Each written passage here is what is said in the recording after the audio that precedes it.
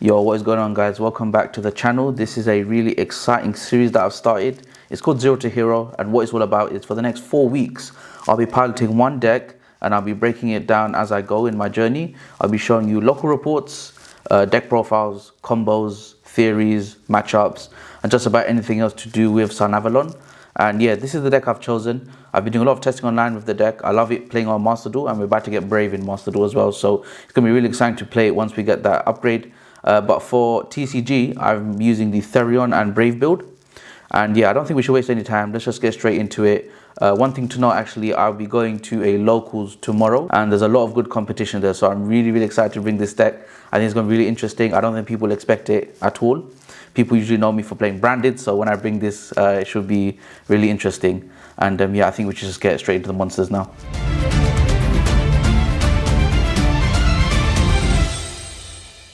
Okay, so I think the first card, which should come as no surprise to what the deck is capable of, it all starts with one simple potted plant, alright? That's Sunseed Genius Loci. This card can turn into a 5 disruption plus board. And while there are choke points in the deck, we also have ways to stop our choke points from being disrupted. And yeah, Sunseed Genius Loci, you just need to play 3. We actually play 8 to 9 copies when you factor in unexpected die and painful decision. As far as what Genius Loci is, it's really hard to break it down because it's literally just a vanilla. So what I'll do is I'll show a quick combo at the end of the video of what the deck is capable of. Moving on, so this is a card you bridge into when you link your Loci into Dryas. Dryas searches Sowing, Sowing specials Twin, and Twin's effect can special Loci from the grave. So it's a very quick 1-2-3 bridge to get into a higher link climb. Next, we are playing for the non-Sunavalon card, Natura Rose Whip. This card is really good. I would like to use Cactus Bouncer, I'll be honest. I think I prefer that after doing a lot of testing online. But for now, I'm using Natura Rose Whip, where it locks your opponent into only activate 1 spell or trap per turn. And that is pretty ridiculous, let's be honest. Next, we're playing the Generator Mardell. Mardell's really cool because what she can do is on summon, search any plant, like literally any plant. And that usually bridges us into the next card, which is Aramage Laurel or Laurel. So if your life points are higher than your opponent, you can special it from your hand, and that is already +1 body for any other link extension, which you actually do. There's a crazy Jasmine combo, which again, I'll probably recommend you guys to watch the combo first so you have that context. But essentially, Laurel, when sent to grave, gains life points. That triggers both of the Jasmines. When you gain life points, you can search any plant, right? And that usually searches Therion's Lily, which can search the Regulus, which is an Omni Negate. Really good stuff. Next, Rose Girl, another cool extender. I like to think of her as like a Jet Synchron or like a Glow Bulb that got nerfed really badly. It's kind of the same context where it's just another body on field. It's a tuner as well, and if you've noticed, it's a 3-star tuner. So with Griffin, if something happens or you just want to go straight into Baron, you can do that with Rose Girl, so that's really cool too. Next, we play the Snowdrop, the Rika Fairy. So this card is cool. It sometimes feels weird to resolve because you have to tribute a plant on field first, and sometimes the plants you have on field are just too valuable. But that's where cards like Rose Girl come in, which gives you that body to tribute. Anyways, it's really cool effect because you can actually cheat out some floodgate monsters in the Sunavalon deck, like Natura Rose Whip, because it specials itself and a plant from hand. Its second effect is turning all plants into the same level as what you target. So usually you target her and then go into the rank 8 Exceed monster, which is really powerful itself. But yeah, that's Snowdrop. She does a really good job of, again, extending a little bit more, and you usually play at the end of your combos. Probably not going to come as any surprise. Playing plants without Brave is really fragile, really fragile, and you lose to Nib quite badly too. So we play the Griffin Brave package. I tried a Legal Knight, but I've taken it out. Let's see, maybe the next episode I'll end up putting it in. The Griffin package, you just play it because it's a really good negate. You really don't care about your normal summon effects because remember, Loci is a normal monster. It has no effect. So playing Brave just makes complete sense in my opinion. Because Lily is a plant monster, that means we can tutor out Regulus very easily. And that's another Omni Negate, don't forget. And the field spell is really good. So that's why we play Lily, and that's why we play Regulus. You can just equip any plant from the grave, which is very easy in this deck. Like I mentioned before, Jasmine just searches it when you gain life points. It's crazy stuff. And then what we play next, I'm only playing 2 Ash Blossom. So I'm playing Crossout. I just really like resolving Crossout. I think you've heard that in my branded adventure deck. And I may take it out. Let's see. Tomorrow's locals, let's see how Crossout does. If it doesn't do too well, I will end up taking it out. But Ash is such a powerful card. It shuts down Branded Fusion, shuts down the Fusion Destiny, which isn't as popular right now, but it's still very, very scary. And it shuts down a lot of cards. It's just the best generic hand trap in the game. And I'm just playing at 2 just because of deck space. I don't think I'm playing 40 cards. I think I'm playing 42 actually. But yeah, that's why I've put Ash as 2. Maybe I'll bump it to 3. Let's see. Okay, cool. So that was the monsters. Not a crazy lineup. A lot of these cards are very staple. They're like cards you just have to put in just because they work so well with the deck. There are some flex spots like the Cactus Bouncer, other floodgates, other extenders like I believe it's called Carrot Champion. Again, plays like Rose Gale. Very similar style of effect where you add more bodies on the field. Yeah, that is more or less the deck list for now. Yeah, I'm really excited about bringing this tomorrow and just seeing what I'm missing, what I could be maybe taking out, what I could be doing with less ratios of. Let's see, let's find out. That said, I think, yeah, we're done with the monsters. Let's just move on to the spells and traps now. So these are 2 very, very key cards in the deck. They're part of the combo. Some people play 2 copies of the Sowing. I'm only playing 1 for now. I think I'm going to put it to 2, I'll be honest. It's got a very cool effect where if a Plant Link were to be dropped by card effect, which is quite common, you can banish it and protect all of them. So you can protect your Dryad Tentrium, your Thrasher, your Bengal Lancer, right? So yeah, it's a really powerful card, and it's basically emergency teleport. Although you lose life points, that's actually part of the combo. If Dryas was on the field and you were to take effect damage or battle damage, you gain it back and you special a Sunavalon Link 1, I believe, monster from the extra deck.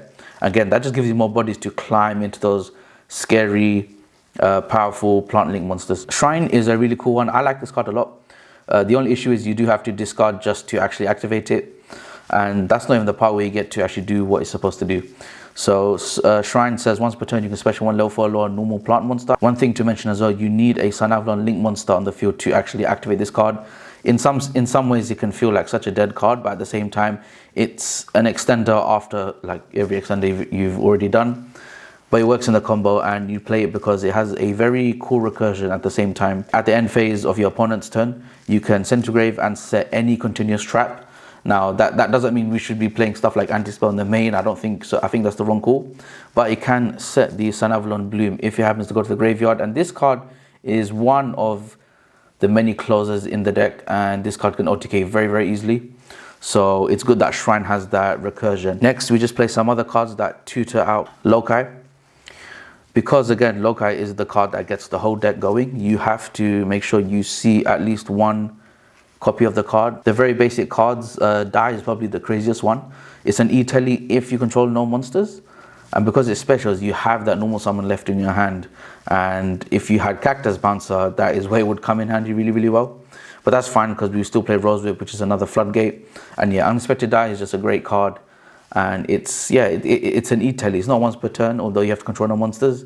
But regardless, it's a very, very powerful card. And yeah, we just want to see Loci as much as possible. Next, we are playing some, I want to call it anti-hand trap hate, as well as anti-Nibiru hate. So FYI, Droll completely destroys this deck. I mean, like completely, you might as well pack up your stuff and go. It's that bad. So we play these cards. I don't know if I'm going overboard with the crossouts, but Call by the Grave we just have to play. It's just way too powerful of a card. You know, every profile I always mention, should it be banned? Maybe it should, or maybe it should just stay at 3. Who knows what the Konami is going to do. But for now, I'm playing at 1 and I'm playing 3 crossouts. The crossout is actually interesting because you can hit the Brave stuff because we play that, and the Therion stuff, don't forget. So I think it has more capabilities.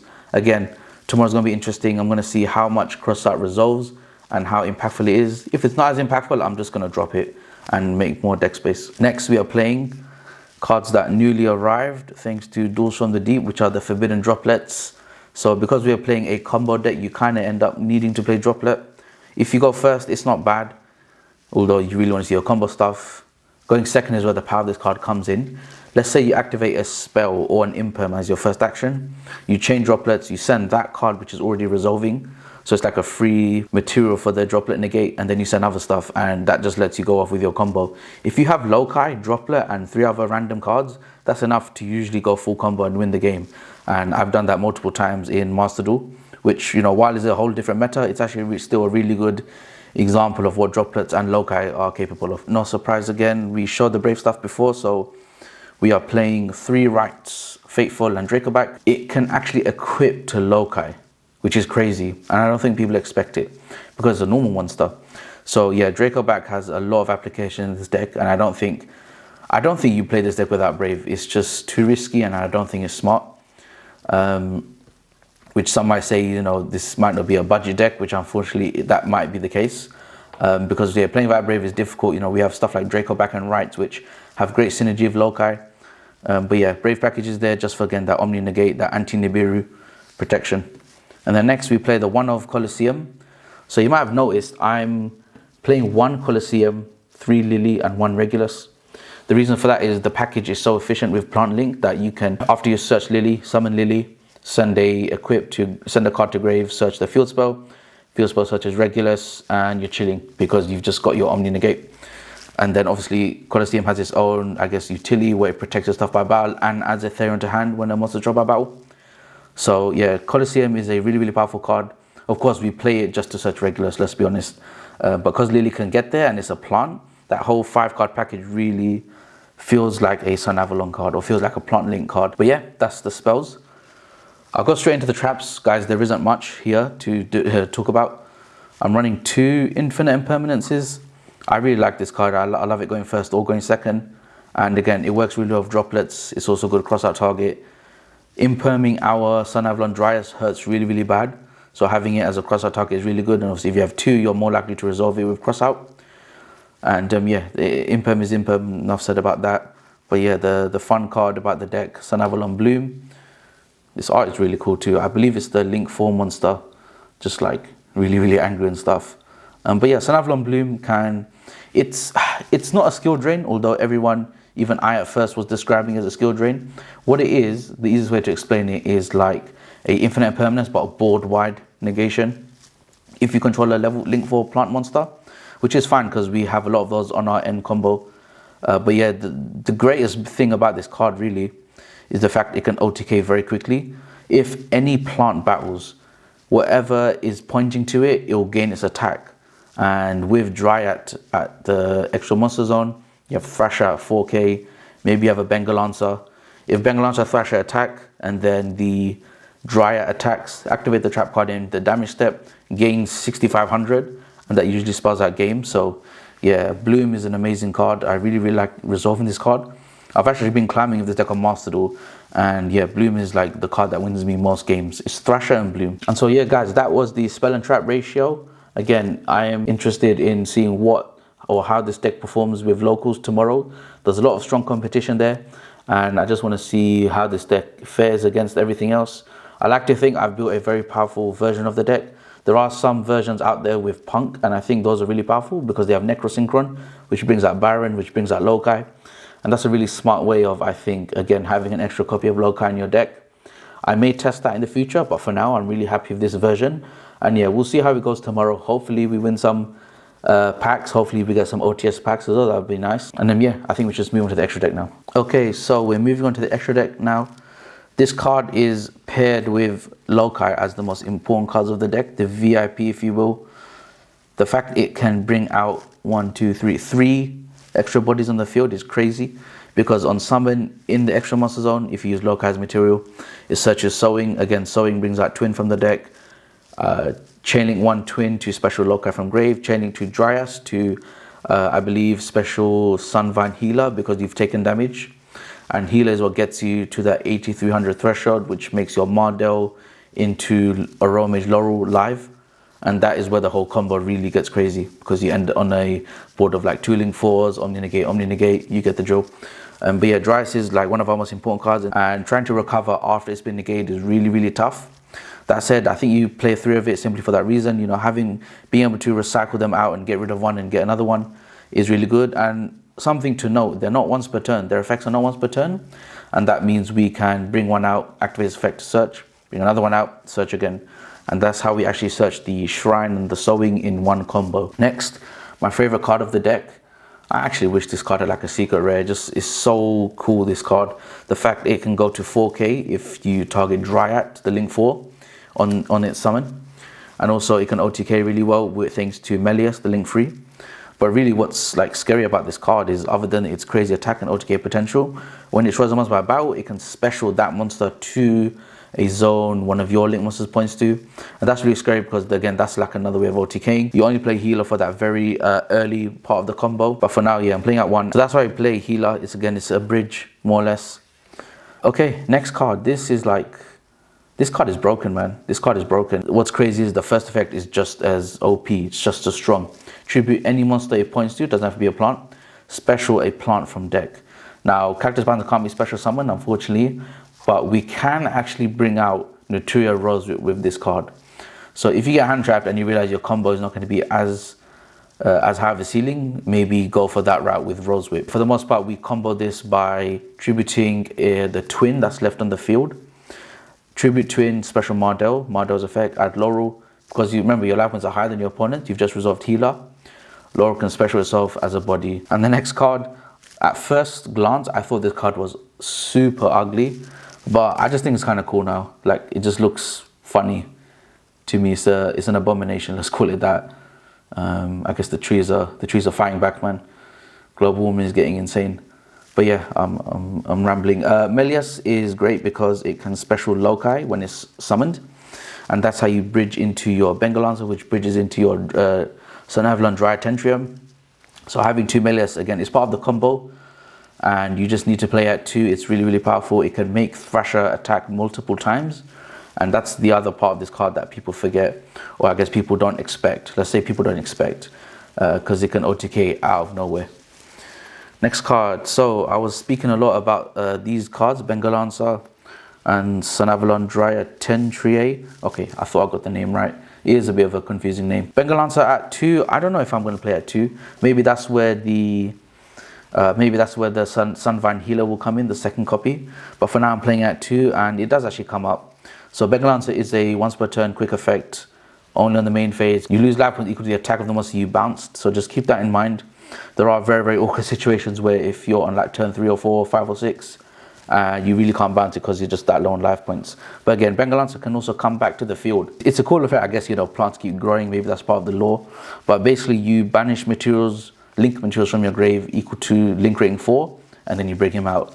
And so you can use him as a link material, which is really funny. And that's how you actually climb into your Dryad Tentre. You have Melius and him on board, and then you climb to Dryad Tentre. Next, I play the Teardrop the Rika Queen. This card is quite expensive at the moment, and I wish it wasn't. I think it's just another card that makes this deck more, or I guess, less budget friendly, which isn't great. Regardless, yeah, Teardrop, let's talk about this card for a bit. So I found out that it does target for its effect, which sucks, but its effect is really strong nonetheless. It can run over stuff that can't control a battle card effect because it tributes. And then when a monster is tributed, it gets to 3k, which is really fun because you get to run over a lot of cards in the game, like Chi Shao, for example. So yeah, Teardrop the Rika Queen is really, really powerful, and I think it's a mainstay in the deck. And one more thing as always, having this card means you also play the Snowdrop, which is a level 8. So there's some potential Baron plays with a level 2 tuner, Necrosynchron maybe. But yeah, playing Teardrop the Record Queen is really, really powerful. Next, we're playing the one Sylvan Dun Sepion. I don't know if I'm going to continue running this card, I'll be honest. I think I'm just running it purely because people have mentioned it a lot. And I want to test it for myself. But the times I've resolved it, it just feels really awkward. So on summon, you mill 3 cards from the top of your deck. And then for each plant, you just special it. Which is really, really cool, don't get me wrong. But you play so many spells and traps in this deck that it fizzles more often than not. That said, it's a great card to summon when you've been hand trapped. That's where the power of the card comes in as a link to, which can get you into your Melius combo, which you really want to get to. It kind of does what Jasmine does as well. So yeah, I think I'm going to, you know what, again, I've been saying this whole video, tomorrow locals, let's see how this card performs. I hope it does really well and I can keep it in. But for now, it's in the red zone, let's call it, and it might get kicked out of the deck. Okay guys, so that was the extra deck. And yeah, I think that's a good start though for the extra deck. I did mention some cards I would like to take out, and we'll see how tomorrow goes. What cards are just outright terrible for me. Again, I think I've mentioned already, but Dancepion is on the list for cards that might get kicked out. I've used it and it just feels crap. It just feels stupid to resolve it. It's like going first, drawing triple tactics, and triple tactics just sits there because they're not hand trapping you.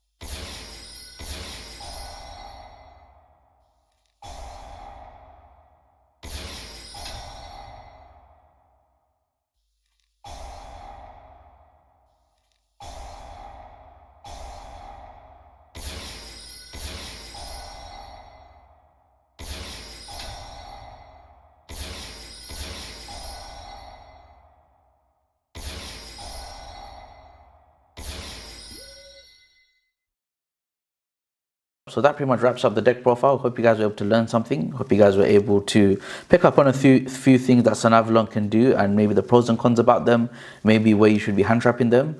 I've also, this series is something I've been wanting to do for a long time, and I'm so excited that I can actually do it now. I can actually document it and take you guys with me on the journey. I wonder what I'll be doing with the deck post 0 to hero. Maybe I'll keep it if it does really well. Let's see. But yeah, guys, I think that is the end of the deck profile. I definitely plan on doing either a second video straight after this one where I do my locals report and I talk about my matchups. I think I will do that. And yeah, you can expect that video in the next day or two. But guys, yeah, thank you so much for watching. Stay tuned again for that video. And yeah, I'll catch you guys in the next one. Peace.